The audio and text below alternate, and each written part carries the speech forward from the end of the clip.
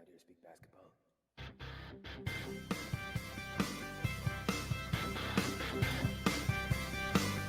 There it is. It's the Confederacy of Dunks Basketball Podcast.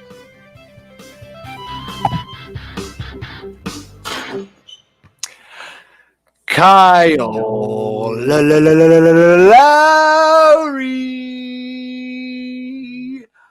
Welcome to the Confederacy of Dunks Basketball Podcast. I am your host, Freddie Rivas, and who, sir, are you? My name is Matt. I'm the producer of the podcast, and I'm here at the end of 2020, looking forward to the new year as best as I can. How you doing, Freddie? The exact same. The Raptors are 0-3. Trying to stay positive. Don't want to be delirious. You know what I mean? Just working those two angles. It's a tough start. It's a real tough start, but you know, sometimes this is just how it goes. Like it's upside down in the NBA right now. There's teams that are undefeated that shouldn't be. No, it's just, you know, I think even Brooklyn's like 500 right now, aren't they? I think they did lose their first game, but you know, they lost two. I think so, yeah. But yeah, to your point, it is a little bit upside down territory. I think we'll have a much better picture of where things are at in the next two podcasts in the new year, 2021. Yeah. But this has been a remarkable year, Matt. I have to thank you for helping me get through it. It was crazy. You know, everyone who listened to this podcast helped me get through all this, and is going to continue to help me. So thanks for listening. Thanks for sharing. Yeah, absolutely. Subscribing, all that. Everyone who, you know, contributes, comments, asks questions. Yeah. The Patreons, like seriously, genuinely, thank you very much. Yeah. But, you know, with all that said, we still want more love, though. We're greedy. So if people want to find us, well, you know what? I feel like I jumped over. Matt, you know, do you want to add anything to that? I don't want to jump over your feelings. No, I think it's been a really crazy, tough year. It has been for me before COVID, during COVID, now through it. And yeah, it's been, you know, sometimes it's been really tough to push through with, you know, the podcast and whatever else. And I'm always glad that I do, because it has kept me quite sane through all this. And I'm just so glad that people have been still tuning in, and, you know, we were able to find stuff to do when the season wasn't on. And, you know, we've had in some ways the shortest off season with the last off season specials we did. But then, you know, half of our season 7 was really the off season. Yeah. So it's just been it's been so weird. And I know it's not going to, you know, completely change on January 1st, but I think that we're moving in the right direction. I hope, you know, we got to keep on it. We got to keep strong with this stuff, you know, wear the masks, wait for the vaccine. Let's go. Come on, government.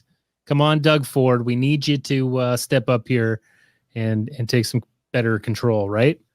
The day is always darkest before the dawn. Christopher Nolan. Yeah. There you go. I'm sorry, dude. We could get a Christopher Nolan quote in there, folks. I had to do it because, and I'm saying folks because you know why. But like some weird quotes on this episode, so just prepare yourself. Yeah, you gotta. If you're not watching a Ray Lewis quote in there, feed, you gotta. Matt's going wild. That's all I can say. That's true. I will say, make sure you check out our YouTube now, because we have put a little more effort into the broadcast. So if you do want to listen to the episode, go for it. And Matt saying, you know, this podcast held us together. If you see the video, you'll actually be able to notice Matt he hasn't held it together. Things are going wild. It's like he's changing screens. You know what I mean? It's really nuts. It's really quite something. Yeah. But Matt, you know, we're too hot to trot right now. Everybody wants a piece of us. If they want to find us, help us out, all the good stuff. Where are they going to do that? Well, you can go to our website. As always, everything's there, dunkspodcast.com. You can also go to the Sonar Network. I'd like to thank, Mariana and Michael for, we've been with them now for about half a year, and it's been really positive, and they're awesome. Time. the Sonar Network. Check out sonarnetwork.com. They've got, lots of great podcasts there that you can subscribe to and listen to and try out. It's really growing and it's very exciting. 21 should be a really great year for the network. So thanks to them. And as well, we have a Patreon. We would love for you guys to join. We're constantly thinking of adding some new content like we did before, stuff that's exclusive for Patreon. As always, if you are on Patreon, you'll get the episodes the same day we record. You'll get them before anybody else does. And as well, some other tiers, you might get some Freddie's hot sauce. He's quite the hot sauce connoisseur. It's all right. It's pretty good. Just going to say, splash of OG. They make a hell of a hot sauce every year, and we always look forward to it. So there is a tier for that as well. And we do have the toques. We do have the anti-itch toques. We've talked about the properties, the anti-itching properties. And it's as true as day, as I will say, that you need to get it on Shopify. And we will mail one to you. Confederacy of Dunks. It's getting cold. Come on, guys. Get the toque. Get the toque. You'll love it. Yeah.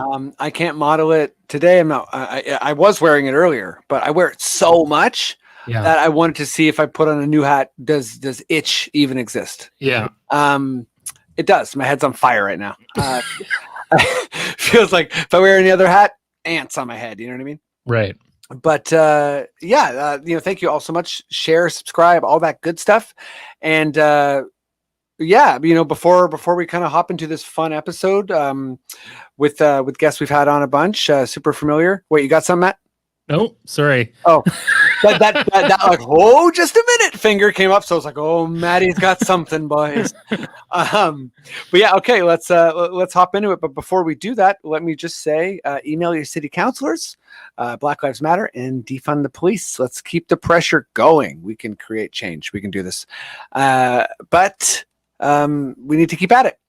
And without further ado, let's jump into some fun basketball talk. Matty, if you feel like we're good to go, please give me those sweet, sweet words. Just say the words, okay. Okay.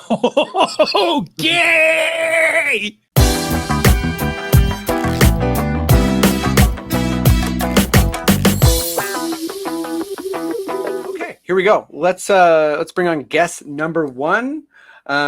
She's an obvi favorite of the pod. She's a hilarious stand-up, a hilarious writer. She's been written for This Hour. She's written for the Beaverton.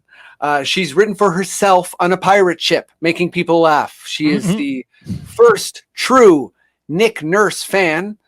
And she also runs an amazing podcast called Buckets and Tea. Give it up as loud as you can, even if you're at home alone, for Cathryn Naiker.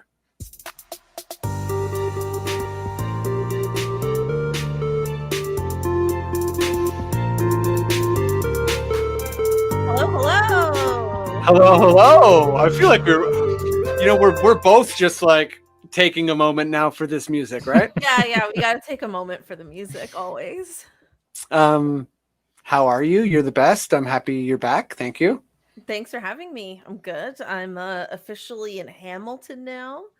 Whoa. I know. It's crazy. Coming to you live from my mom's office. There's a lot of birds and a lot of angels in here that are blocked by my face, and that's probably for the best. Okay. I mean, so many questions. Honestly, I'll leave the angels aside. Yeah, no, the angels are fine. It's just there's a lot. There's a lot of statues of just generic angels here. Is your mom a birder, or is it like, these birds look cool, put them up? I think she just thinks they all look cool. That's fine. Yeah. I'm not trying to sound judgmental. Like, that is cool to me too. Yeah, don't worry. I'm judgmental for the both of us. Let me say that's fair enough. Let me say two things to you that mean something to me about Hamilton. One, burnt tongue. Fantastic burgers, delicious soups. Ooh. Go there. Or order from there. Yeah. And I guess Hamilton. Check out some waterfalls. Yeah, the waterfalls here. You know what I mean? I have to say, yeah, they're cool. Yeah, but I will take all food recommendations for Hamilton because I have not had takeout here. So I'll get some more, but burnt tongue is my first one. I think Hamilton, it's got a pretty good food rep. Yeah, they've got my friend's restaurant. It's called Motel if you want to go for a brunch. My friend's restaurant. This guy one-ups me hard. And it's called Motel. Motel. Are we sure it's just a restaurant? It's the No-Tell Motel if you want to get some decadent, brunch food that you don't want to tell anyone about. Matt, you're just like literally a gem in my life. It's the No-Tell Motel. Secret breakfast only. Okay, let's bring on guest number 2, who I think probably knows a thing or two about a secret breakfast. But I'm not even going to ask him about it, but I just assume he's got secrets related to breakfast. Also has written for the Beavertons, CBC Comedy. He's on a bunch of cool animated shows. He's works with Bite on Mundo. I'm reading off Twitter, so I feel like that might be a Twitter pronunciation, which just is making me seem lame. But this guy is amazing, and I must say he's from Ohio. Similar age to LeBron. So he knows the experience. He's still at the peak of his athletic abilities, I assume. Give it up as loud as you can, even if you're at home alone, for Ned Petrie. Yeah. The camera's not capturing my legs, but I got a lot of fancy footwork going on down there. Oh. Okay. Wow. Heyo. Wow, what a workout. Ned, let me just ask you, I think more than the other guests would really add a physical description to your music. Now you're on camera. Do you feel a bit seen? Like your moves were good. I'm just wondering if you're like, crap, I actually have to do this now. I'm so glad that some of this is being recorded and put on YouTube now, because I have always taken great pride in my entrance dances on the podcast here. I always try to work in a new move, work in a new technique, something fun. Mm-hmm. It's not always a big athletic move. Sometimes it's to juggle or something, or some sort of trick, put my head in the lion's mouth, that sort of thing. Some of the athletes, circus gimmicks. So. Some of the best athletes don't move at all. Hey, I don't know that that's true, but I don't know. It sounded like cool, right? So I'm so glad that people have the opportunity to see, even if it's just a small bit of the effort that goes into the entrance dance. Yeah, it's important. Ned, you're amazing. Thanks for doing it. By the way, you mentioned LeBron James. Happy birthday to Mr. LeBron James. Oh, that's right. That's right. Wow. Number 30th. Happy birthday. 36, I think. 36. Yeah. I think he's turning 22. Yeah. I thought his first year in the NBA, he was 8 years old, I believe. Yes. Yeah. Little guy. Little guy. LeBron, you are wonderful. We'll see you in the finals. Maybe not. But let's just jump into some Raptors talk, because I feel like whatever emotions I do have, I got to let them out, Matty, if you got a Raptor sting, I know you do. Please, good sir, give it to me.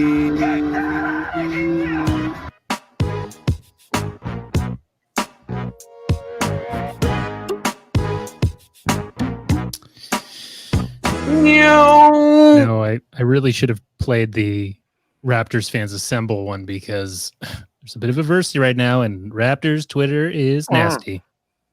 Oh, I mean, I'm not sure about that, Matt. I think Raptors Twitter is known to be a super understanding, patient place. So I think Raptors Twitter is like a monolith in Utah. It's just sturdy. It doesn't ask for much, and it's probably somehow affiliated to a weird art project. But thanks, Matt, because sorry, that sounds like but no, really though, like this is the lead in I needed, and I think I just got to go for it. Cathryn, I'm going to go to you first, because I feel like you're better with worrying, like you're more comfortable with it. If you come in with all like an insult, but it's not. Exactly I swear. what you mean. If you come in with all optimism, that will be big for me. I'll be like, whoa. But let me just hit you with question number 1, which is, 0-3 is rough. Mhm. What needs fixing? Oof. I mean, first of all, yes, it's rough. What needs fixing? That's a hard one because I don't think it's like just one thing, if that makes sense. Mhm. Like I think this off season was really tough for us because we lost Gasol and Ibaka, which I frankly actually blame Masai for. Like he lowballed Ibaka, and I thought that was a huge mistake. I can't remember, Freddie, if I said it to you before, but I feel like it's the biggest mistake Masai has made since the Damari Carroll signing. Like I think it was like a really big deal. And then we got You did say that, and I agree. yeah, okay, cool. And then we got, Aaron Baines and Alex Len, who were backup centers on other teams that weren't playoff teams. So, I mean, those are desperate signings. I don't think everything is their fault or anything like that. But going into this offseason after losing to Boston in the bubble, I was like, this team like really needs some offense. And not only did we not get any offense, but we lost something on the defensive end as well. So we're just not as good of a team anymore. And I think the key is to not get too attached to this iteration of the Raptors. Like I went into the season kind of having the impression that we would definitely make some mid-season trades. This was like a slap together situation, a move to Tampa situation. Like there was a lot going on logistically. And I think they're observing this. And by the mid-season trade deadline, I don't think this will be the same team. I couldn't agree more. There is it is a tough question because I feel like what needs fixing implies that you can assess the situation and diagnose it and then kind of get to work fixing it. And I think you touch on something, you didn't use the word broken, but it does seem like there are some foundational issues. And, we're seeing it. We're seeing how special Serge was, how special Mark was. And we'll talk positives in a little bit. And I think with Baines, I'll get to some things I think are positive, but yeah, it's like the ceiling's not as high, it seems, and also the floor seems quite a bit lower, maybe. Yeah, it's kind of like there's some foundational things that are not looking good, and I agree. After Boston, we did need an offensive improvement, and I don't think we got it. But I'm going to ask you the same question, Ned. Mm-hmm. 0-3, what needs fixing? Well, I mean, part of this is to be expected to a degree, because as Cathryn pointed out, and as we all know, the team didn't improve. The team, lost two great players up front that were sort of the, I don't know, a big wall on defense that really, made it happen in the championship year and last year. Good choice of words. Sorry, but the wall, like the Giannis wall, those two are instrumental parts of that wall. That wall is those two, Pascal, Danny, and Kawhi. That's who designed the Giannis wall that Miami ended up using as well. Sorry. And part of that, I think everyone presumes, was Masai was trying to, clear up money for something big down the road that may or may not happen. And, so it's reasonable to certainly be frustrated that those two guys left and weren't really replaced with anything. But then there's all these other factors that are completely outside of the Raptors' control or any of our control. Short off season, the travel's all screwed up. We're in Tampa, can't practice like normal, can't live like normal, etc. So when there are problems, it's hard to fix them. When the team's on the road, they can't really practice or congregate and work on things, the way they normally would. But that's going to impact, a lot of teams. And we're seeing that in some of these scores, that we've teams with 50-point leads at the half, and the, Bucks are scoring, 33 pointers and blowing people out without Giannis doing anything. I know, Adam, in fantasy, he got 9, 6, and 6. And yeah, he's like the 10th leading scorer on that team, and they scored 150 points. It's just going to be a weird year So in terms of what needs fixing, we can do the best you can with the players you have. Hopefully everybody can get themselves mentally right. I think we all know Pascal has had a mental hurdle with everything since the bubble and everything. Like there's been a big interruption in how he was doing before. Yep. Hopefully there are ways to overcome that. But on the other hand, in terms of making like a big move or in terms of a big signing or something, I don't even know if that's worth it because it's such a weird year that, feel like, the team won the championship in 2019, just coast on that joy for a little while. Because, the teams I feel really bad for, the teams that are top contenders right now, haven't won in a while, but have to deal with these circumstances, where even if you do the best you can, something might happen coming up that's out of your control. The schedule could get screwed up. Games could be canceled, et cetera. Someone could get sick, God forbid, things like that. So I would feel much worse if you were Sixers fans and you were 0-3 right now, or Nets fans and you were 0-3 or something like that. I feel like Raptors fans, it's like, hey man, whatever happens this year, let's just let it happen, Yeah, I will. Raptor fan voice, Ned. Yeah, that's sorry. like Can we, Ned? Can we hear your Raptor fan again one more time? No, I was that's me as a. I mean, you go on Twitter, all the Raptors fans are saying, "Explode this right now!" Blow it up. But I'm trying to be the voice, the calm Zen voice right now, just saying, "Hey, man, let's just appreciate that we're watching some games." I'm fighting against some like pretty intense homerism, right? So we're on year whatever of Vegas and everyone being like the Raptors 10th in the East, and we're like the second best record in the league. And it's like, whoa, no one watches this team. This is strange. So I can't really it's hard to take American analysts seriously because, I mean, they've said things before like about Pascal or whomever, where it's like, oh man, you actually don't watch this team. So now remember, was it a show on NBA TV before last season where both the hosts that were doing their playoff picks, neither of them chose the Raptors to even make the playoffs? That was Sam. It was Sam. No, it wasn't Sam Mitchell. Sorry. It was, oh man. His nickname's 3D. Dennis Scott and one other guy. Yeah. That's like the Jacoby from Jalen and Jacoby also thought last year the Raptors wouldn't even make the playoffs. That's just horrible. Make the playoffs. Come on. But anyways, I guess what I'm saying is I'm kind of fighting against that a little bit because I have some of the Zen quality, but then also want to be able to properly be like, if we're bad, we're bad. And I don't want to be this person that's like hanging on to previously being good and being like, oh, we'll be good. Trust me. Because I think there is some shaky looking parts of this. The thing I'm struggling with the most is, with this question kind of like fixing what's wrong, right? So I think a lot of that has to do with the personnel being used properly. And I think that's tough because the training camp was short. The turnaround was short.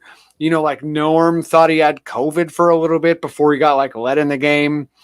I think there's obviously some position battles going on that weren't settled in training camp, summer league, and these things that end up settling these position battles.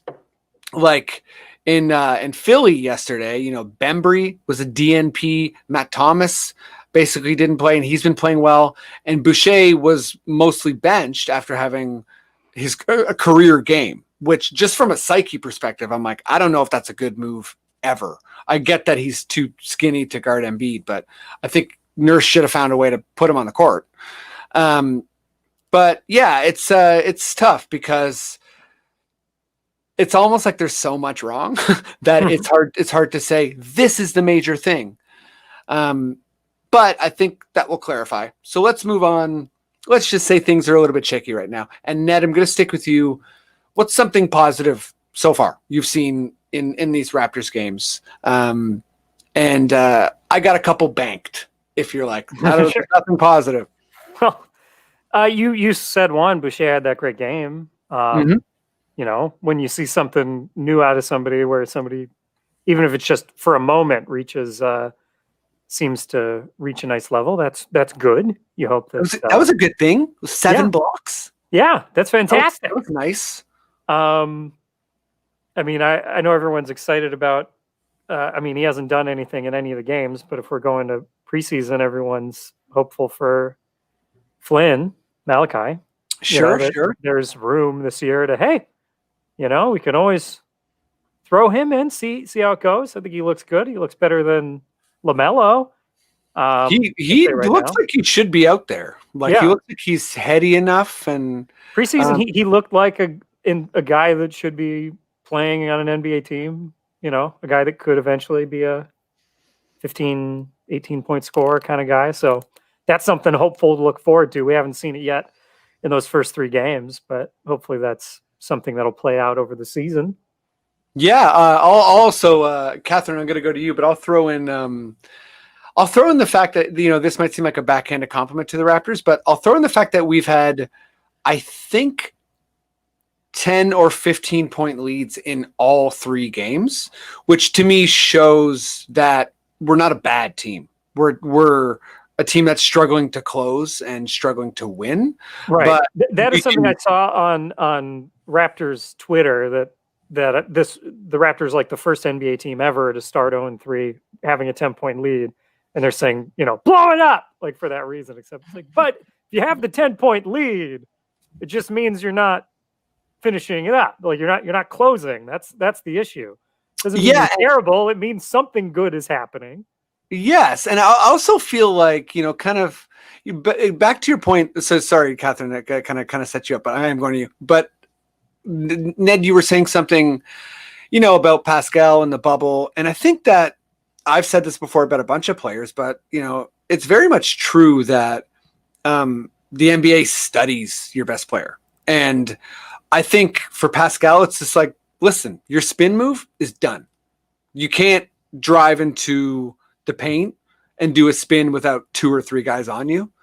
So that's just not something that NBA is going to let you do until you expand your repertoire. And it's like you're doing so many different things that you bring that back. And I think, I'm not sure if he'll ever get to the point of like, scoring 25 points a game easily. And I honestly think that that's not even a thing every team has or should expect. But there's something about this Raptors style. Like, I wonder even if our sellout defense, where we overcommit all the time, is known. So we're going up against all these teams. First game, we're going up against Van Gundy. Next game, we're going up against Greg Popovich. Third game, we're going up against Doc Rivers. Like, these guys have a ridiculous amount of experience. And I think, Nurse has got some tricks, but perhaps, the NBA is kind of cyclical, and they're like, the gig's up on this style. Cathryn, what are some, I said the big lead positive. We got Boucher.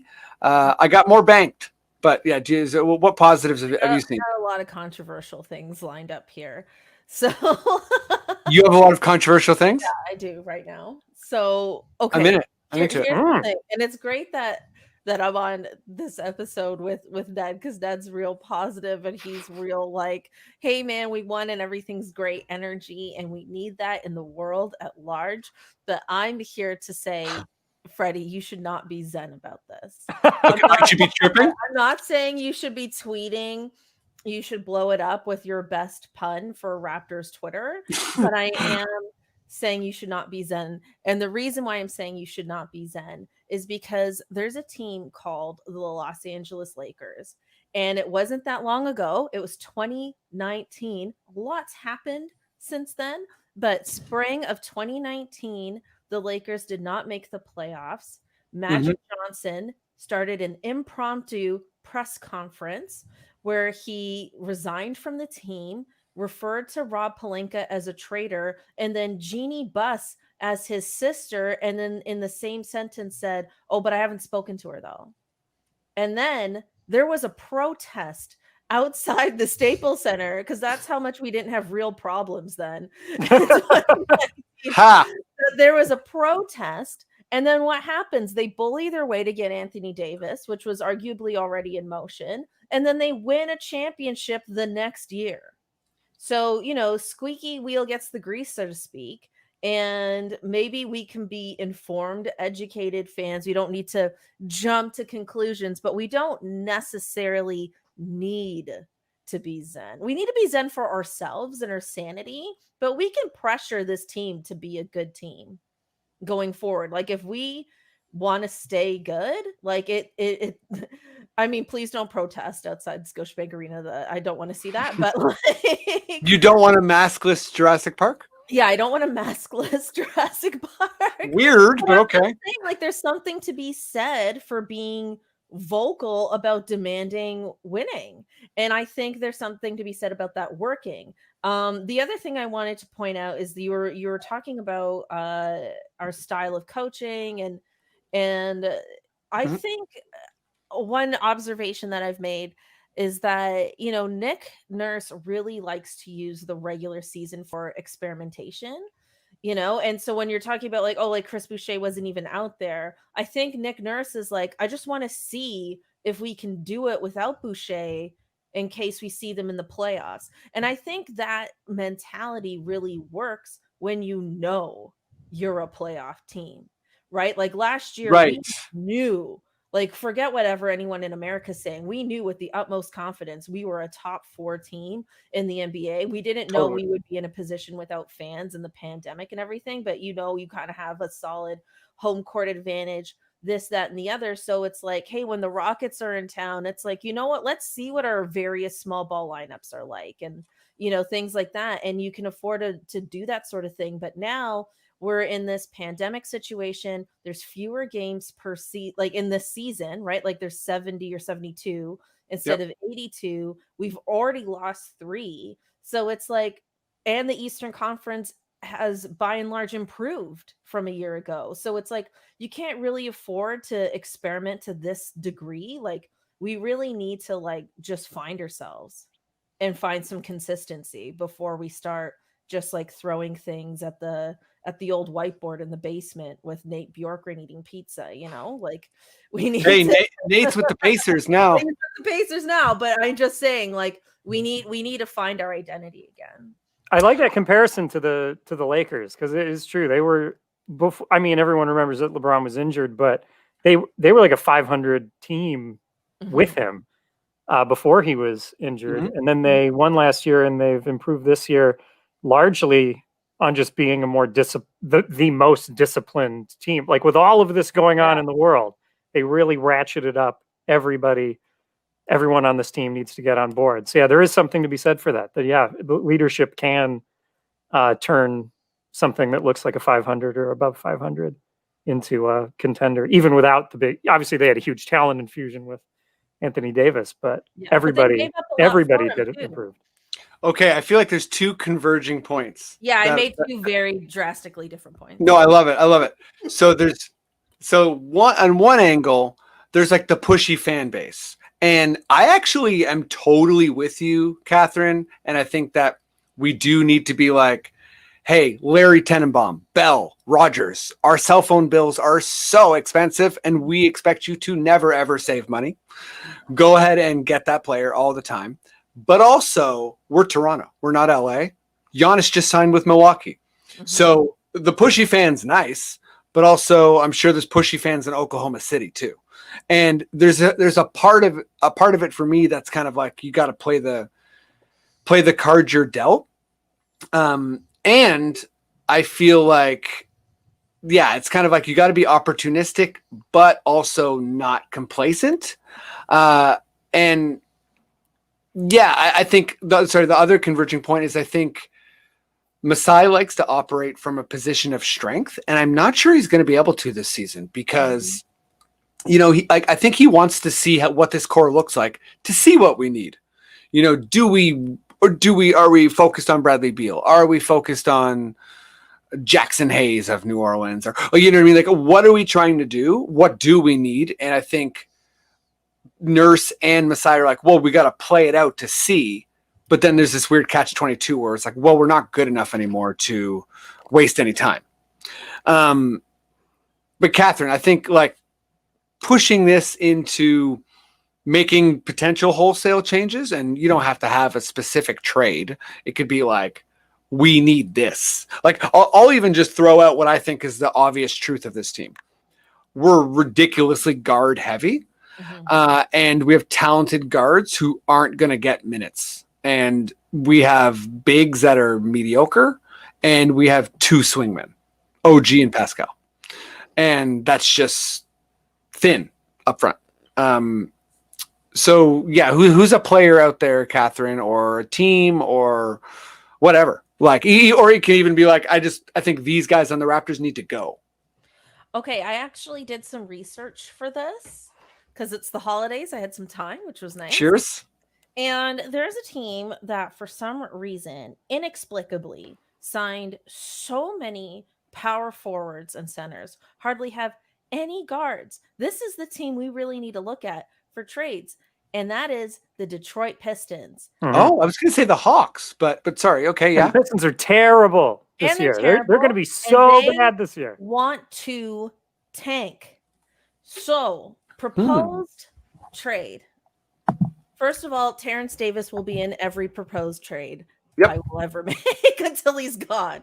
Yep. First and foremost, Terrence Davis, possibly Norm Powell, possibly Matt Thomas in this trade. Now, I like Norm Powell and Matt Thomas, okay? So nobody get your feelings hurt. And I haven't looked at salaries. 4. So those 3 guards. Well, Norm's a bit of a small forward, but whatever. Those 3 guys. 4. Blake Griffin. Mason Plumlee. Come on, that's solid, isn't it? I don't know if that matches up salary wise, but I feel like that's pretty solid. I was looking at stats and numbers in my preliminary research prior to joining onto this podcast. So I'm sorry if Blake has like some max contract I don't know about. That is the reality. Like Blake is on a super, or not a super max, but is he on a? He might be on a still. He's on, his contract is preposterous. It's basically he makes like the only one who makes near his money on our team is Kyle. Okay, back up plan. Mason Plumlee and hold on. I have his name. Okafor. What's his first name? Jaleel Okafor. Those 2 are like 11.6 rebound, 4 assist guys. Not bad. I mean, you're onto something. Like this is kind of where I'm at, because I'm like, we have an excess amount of guards. Like when we made the greatest trade. Oh, sorry. I was going to say, when we made the greatest trade of all time, a huge part of it was like position excess. That's one thing I think didn't get talked about enough. Like we traded Pirtle, who was our 3rd center at the time, and DeRozan for Danny and Kawhi. And it was just like, those are the exact positions we needed at that time. So it was just perfect. But sorry, I feel like I cut you off. No, that's fine. I mean, honestly, Blake's really a power forward, and he could do some small forward on a larger lineup. He does so far look good, like he looks healthy. But we really do need like a starting center. So that's why I was trying to squeak in Mason Plumlee in there, but maybe that was naive of me. Love that song, for one. 2, not naive at all. And I think that, going back to my point of Masai not necessarily operating from a position of strength, this is kind of where we're at. We might need to, inherit a bloated contract like Blake, who's still a good player, but it's a bloated contract. We might have to do stuff like that to get to a place where we're more talented on the court. Well, and that's like at least offensively strong enough to take some pressure off of Pascal, and off of Kyle, because that's the other big problem. Like Kyle is under way too much offensive pressure right now, and Pascal can't handle the offensive pressure. So I just felt like somebody like Blake, who isn't like the star he was, but is still enough of a threat that it's like you'd have to think about him. I don't know. Totally can shoot the three. And I think like I asked this on the I typed out a question for the Raptors Over Everything podcast with Josh Hart and William Liu. And I've been feeling like yes, Fred and Kyle are Kyle, Siakam are the most talented players on the team. There's not really a close, there's no one entering the top three. And I just feel like we're always at this height disadvantage, and the playmaking they bring is just fading. And it's kind of like what you said, Cathryn. Kyle can run an offense, Pascal can't, but I'll also throw in either can Fred. Fred can like kick out to the corners, but it's like he's not running pick and rolls. He's not getting anyone easy baskets ever. And he's getting no action towards the rim. So it's kind of like we have to figure out a way for Kyle to, age and hand over the keys and teach these guys. I guess that's probably what's happening, but it just looks ugly. Ned, I don't know if you're in the Detroit Pistons world. I'm not that far off, by the way, Cathryn. My idea is not the Pistons, but close. Okay. Ned, who's your, what would you target? Or who would you want to send? Well, I mean, if we're talking in real terms, the thing that's missing is size and strength up front. Cathryn's pointed out the Pistons are a good target for that. The Cavs have started with an okay record, but the Cavs too. But they're not going to stay that way. There might be ways of picking up talent from these sort of bottom dwelling teams. Yeah, but to keep with now, we're going crazy here. I'm suggesting something that is probably not even legal under NBA rules, but if later in the season it's getting to be like there's really no way of finding that perfect player, and or even if they do, no, this should be something that makes people happy, that makes the best of a bad situation. They've got a lot of cap room right now. This would be a free agent signing rather than a trade. I'm thinking of a guy who happens to live in Florida, is not a current NBA player. Oh my God. It would cost them a lot of money. I'm talking like $20 million, but it might be worth it on a business level. Okay. If we're certain, if we're certain that the team is not, a championship contender, okay. I'm talking about picking up for 10-day contracts for the rest of the season, Dwayne "The Rock" Johnson. What do you think of that? You're sick. Everyone would love it. Everyone would love it. The players love him. The fans love him. Everyone in the world loves him. He's a big guy. He's strong. I would sign up to get a people's elbow during COVID. He's like 6'3". Yeah, he's not NBA big. But he's not. He wouldn't be the smallest guy in the court. That's for sure. But he's got enough muscles to guard every center. Like he's got no speed, and there's probably a lot of insurance issues. He makes a lot. You see, he makes a lot of movies. So there's probably no way he's going to go for it if he thinks he's going to get injured. So I don't think he's going to run very hard or jump very high. But you can put him out every now and again when there's free throws. You can put him in just for just to slap hands. But here's the big thing. Okay. He can do the player introductions. How about that? Oh, that's great.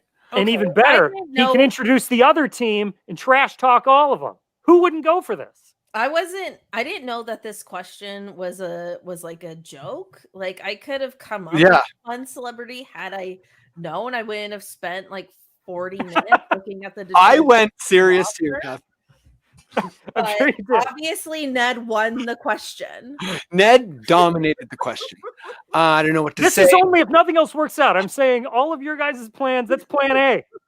Ned came out, plan A can't work. And he smacked my little question around. Mine was he's called The Rock. The team's the Raps. Anyway, I was just thinking of that. There's a lot of crossover potential. Mine was Cleveland because there's a Drummond, there's a Larry Nance, there's a McGee, there's a Kevin Love. So I think I also anticipate that they will be bad. And similar to Cathryn, Kevin Love's on or says Catheryn's comparison with Detroit. Blake's on a big contract, and so's Love. So I think maybe, there could be some salesmanship there potentially. But there's so much NBA stuff that I want to move on. Is that okay with both of you? Or is there any other Raptors stuff you feel like you got to get out there? No. Yeah. Okay. Three games. We'll see how we are. 20. I guess I was waiting for someone to like really object. Matt, I know you're there. I've seen the jokes. That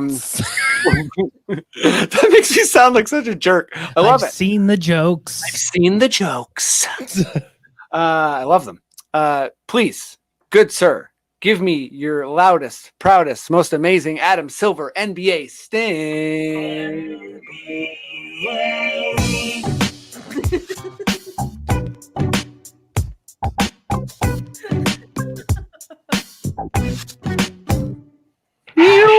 RTZ. Whoa. That ended not like I thought it was going to. Scared me a bit. Having a good time here. Cathryn, I just want to start with, they might have lost by the time this podcast airs, but currently the undefeated teams in the NBA are the Atlanta Hawks and the Orlando Magic. The Raptors are winless. But just in the spirit of, Ned was talking about these crazy blowouts and that sort of thing. What has been, in any form, the most surprising thing for you so far? This is going to be a bit of a weird answer, but I think the surprising thing for me is how bad these games look, feel, and are. And also, I agree. But also, I think my larger point is that I think no fans has changed the game. That's like my big hot take. Like, I just think the no fans has really changed NBA basketball in that there are so many blowouts now. There's no energy to feed off of whatsoever. It's like if you're kind of like out of a game, you don't have that energy to like bring you back into it. And I think it's, maybe I'm not trying to pat myself on the back when I say this because you're a good fan. You're a good fan. I only fan. attend like 1 or 2 games a year, but I just mean like I just feel like, as a performer, like I'll make this comparison. So as a stand-up comedian, when the pandemic happened, now it's like the only shows that exist are on Zoom, and Zoom shows are terrible. And it's really hard to adjust. It's like you can't just like set up and punchline like you used to. It's like the tone is completely different. Everything has to be more conversational. I can't hear the audience laughing. I don't even know if what I'm saying is like landing with people or not. And I just feel like for basketball, obviously it's not the exact same thing, but I think having no one to feed off of is like huge. And even with the few states that are inexplicably allowing fans so spaced out, so far apart in that cavernous arena, I don't think is enough to really uplift you and push you when you're down 10 points, and it's like you're going into the fourth quarter. I think it's like you see a lot of teams just kind of like packing it in like pretty early. And I think that is something I'm really surprised by. Yeah, just to kind of, not the exact same thing, but kind of like tack onto your point. I am also a little bit surprised by what seems to be Matt. the hardest thing to do is work hard when no one is watching. Ray Lewis. Wow. Cheers. Here's to Ray Lewis. And the quote. Did he just text you with that quote right now? Yeah, Matt. he's Matt watching live stream. Yeah, Matt gets inspiring quotes from all sorts of famous Mainly athletes. from just No Fear t-shirts, yeah. Yeah. Yeah, pain is temporary, pride is forever. No worries, Matt. But no, it seemed like there was so much care to the players during the bubble. And Mhm. it was so like, this is their league, they're doing what they want, whatever. And then this year it was kind of like, how about those TV contracts? All right, players, hop to it. Mhm. And no fans. And it just seems like, yes, this is the reality of the situation, but also the situation's rough. And I think, the bubble was able to hide that in some ways, I or it think was able even to the create virtual something fans new. was something, and it's more closed in, and then the few media or, like, later on when, like, family and friends were there, they were right up front, Yeah. you know what I mean? So there was at least something to feed off of, but now with everyone so far apart, if they're at all, I think that makes a big difference. Huge difference. And I think also it's going to get better and more entertaining as the season goes along, because it's unlike the bubble. It isn't a product that they fully designed and we're like, okay, here we go. I think there's some tinkering. Like, people are going to see when you play in Boston, you're basically playing against the giant banners hanging behind the net. They're championship banners. So that's something Boston can do. Other places can't. But I feel like places are going to personalize their arena and do different stuff, and that improvement's going to kind of like get better as it goes along. Ned, what's been surprising for you so far? Well, I mean, we kind of touched on it. The box scores have been nuts. The box scores have been wild. Mhm. And we're getting these crazy games just because of the circumstances. One thing and of course the circumstances, a lot of it is negative. Even if all the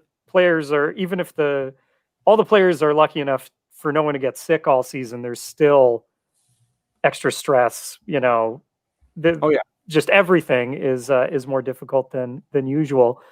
So you might have these games where the reason it's a blowout is because a player's tuned out or not Yeah. able to step up in that moment.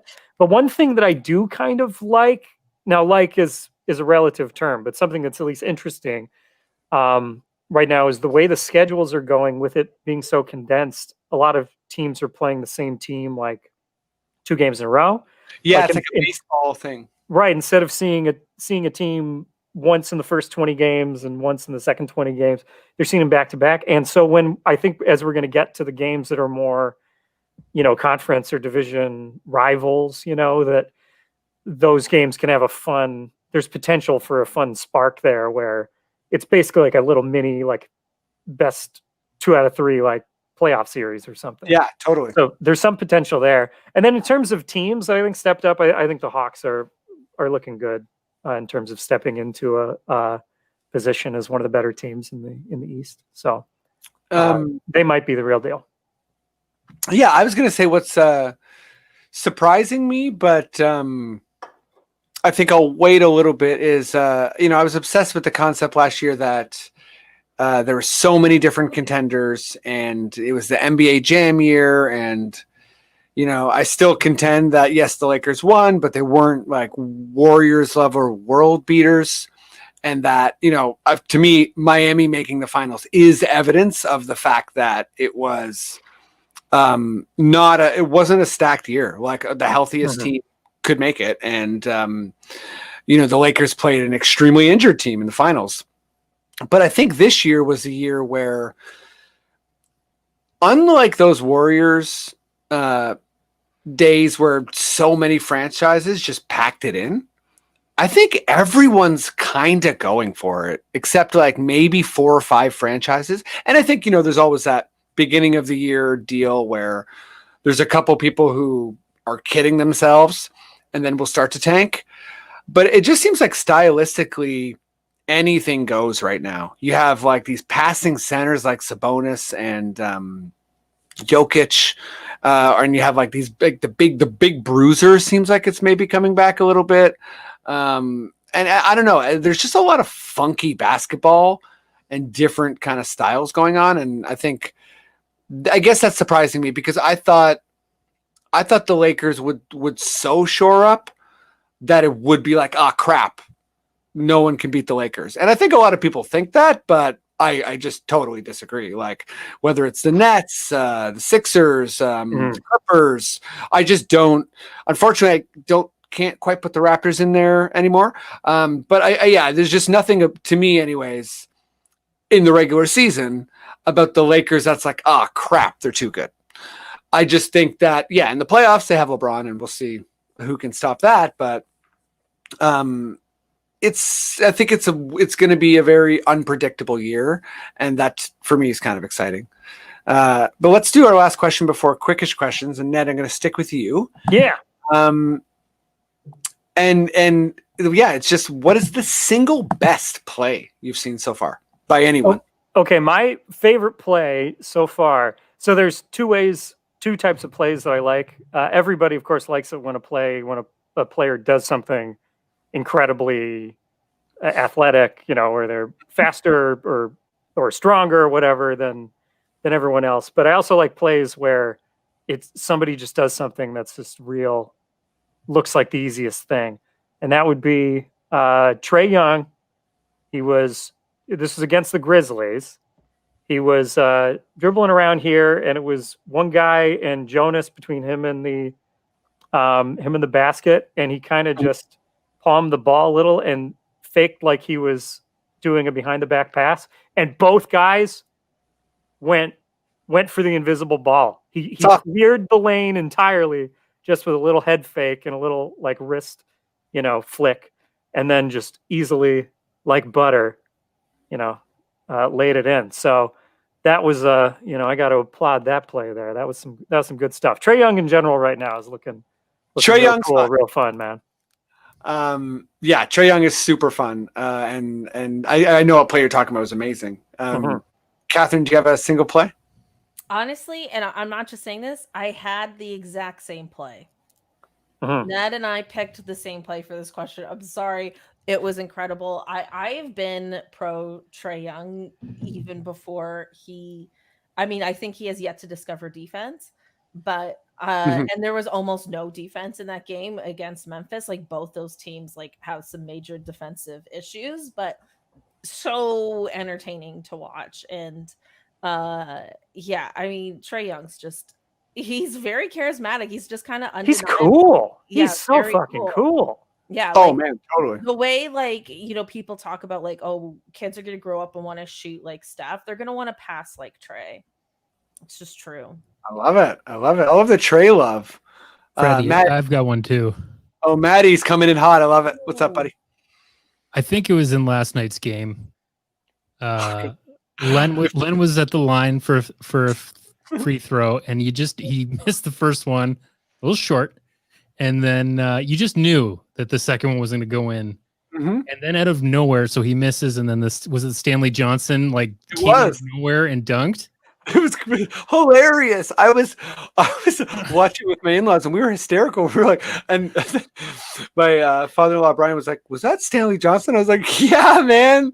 I heard the DeMar "I got us" tweet in that dunk. Except it's Stanley. Yeah, he's going to be that tweet 2.0. It's going to be Stanley Johnson. I am not trying to undermine you. I swear. But my best play was also a Stanley Johnson play.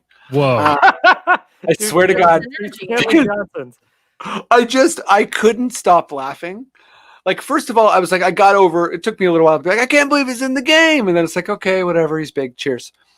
But there was one play where he kind of stole the ball, dribbled it off his foot, fumbled it, and then smacked it out of bounds. And it just went on for such a long time that it was fully Sideshow Bob Bean-esque, stepping on rakes. It was like, I couldn't believe it was like that. You ever seen that shoveling gif where the guy just can't fall properly? It was a lot like that. And I can't believe I'm slagging Stanley Johnson when he actually did have an incredible play. A free throw dunk that was insane. It's insane. Yeah, it was like a 2K glitch. 2K. I feel like Stanley Johnson's a 2K glitch. Both of those plays sound like a 2K glitch. They both seem like it. Like if he started jogging and then he like couldn't get back on the court and was like just on the bench jogging. Like when the rendering gets wrong and like the arms get like bendy or something. It's like that fumbling the ball play. Sounds like you'd have wobbly arms. It happened to me in 2K21. But buddy, we have arrived to Quickish Questions. Ooh. What do you say? Do you want to do some Quickish Questions? Let's do it. Yeah. Matty, give me that Quickish Questions. Stay.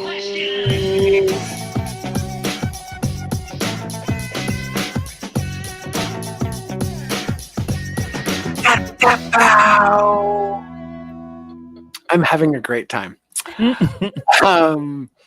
Let's do some Quickish Questions. Ned, Cathryn, you know what's up. I'm going to read some questions as clearly and concisely as I possibly can. In reality, I'm going to stutter. I'm going to slur. Things are going to be confusing. I might misread a comma. That's okay. You have to answer as quickly and clearly as humanly possible. Matt, please no stalling, no phoning any friends. Fair. How we feeling, buddies? Are we ready? Yes. Yes. Okay. Let's do a little Ned, Cathryn, Matt. Sure. Ned. Yes. Hello. MLSE has tasked you with entertaining James Harden after a blockbuster trade lands him with the Raptors. Sure. Assuming everyone is vaccinated, what do you do? Okay, we all know what he likes to do. Personally, I don't think that his social life is helping him be a better player. I'd like to show him different ways to socialize and have fun. Sure. So instead of going to a strip club and hanging out with hip hop stars, during the pandemic, I like going on a nice long walk. Maybe we go to Hyde Park. Maybe the Leslie Spit, get some binoculars, Got some for rare birds. That's what I'm thinking. Love it. Matt, Cathryn, bit of a follow-up to this question. Mm-hmm. But just where do you take James? I would take James Harden to like an old-timey etiquette school. And just an etiquette drop-in. Really like meditating with your manners, Listen, bring the beard to charm school. It's what he needs. Yeah. That'd be great if he had a charm school instructor, like one of those. I'm imagining an old lady with a ruler, ready to say, "You must be on time as a professional courtesy." Yeah. And he keeps being like, "Are you a stripper?" And she's like, "No, I'm actually a charm school person." He's like, "That's hot. When does the stripping start?" And she's like, "It doesn't." And she's like, "Maybe it does. Maybe, maybe this is actually turning me on." Weird. Okay. So sorry. Weird tangent. But Matty. Yes. Which rookie you know what? Let me just say, which rookie? Oh, for you, I'm going to do second year because rookie is only 3 games in here. Which second year player has had the biggest impact on their team so far? Oh boy, second year player. You know what? I think that is Tyler Hero a second year player? He is. He is, yeah.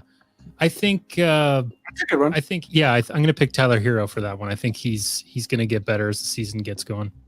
That's a great one. Ned, similar question to you, but rookie. And if you're like, what? I don't know any rookies. Honestly, so three games in, I'm most.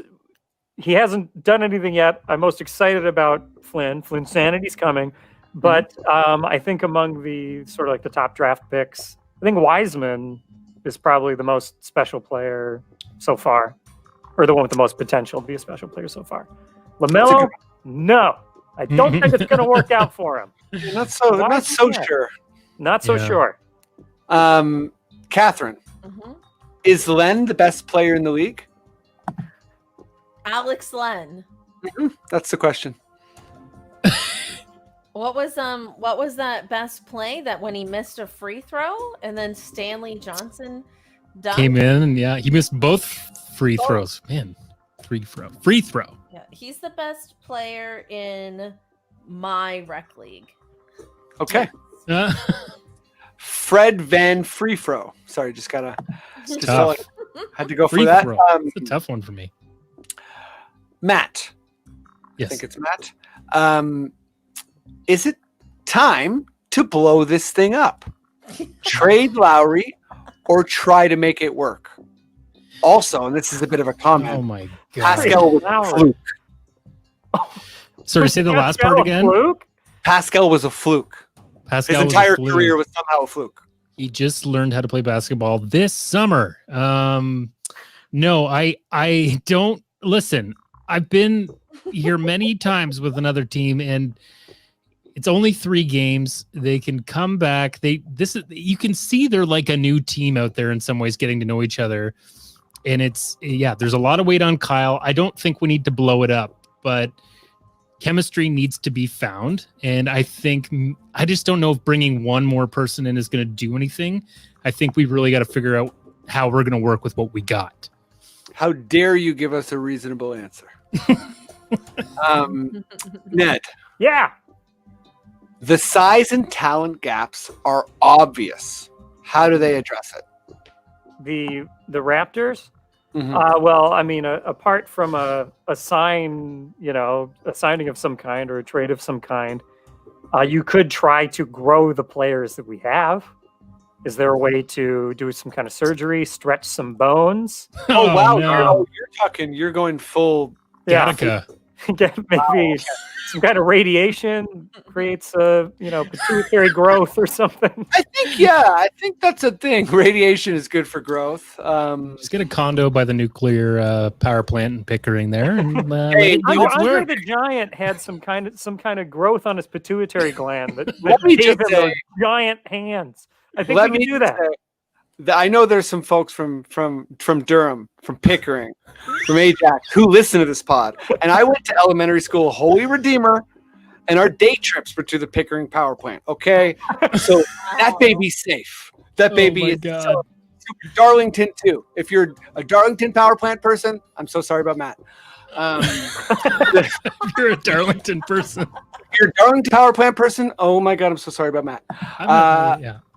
I'm just being an idiot. I'm not saying. I'm just saying that I'm sure they're great. Just let them have a little dip, like the Joker in one of the tanks I there, think- and see. Anyone I've seen in a movie that got radiated came out Matt, the better that's- for it.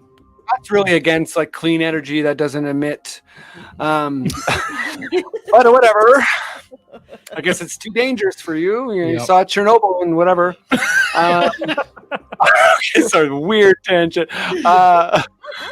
I think I just went to Ned, so this is Cathryn.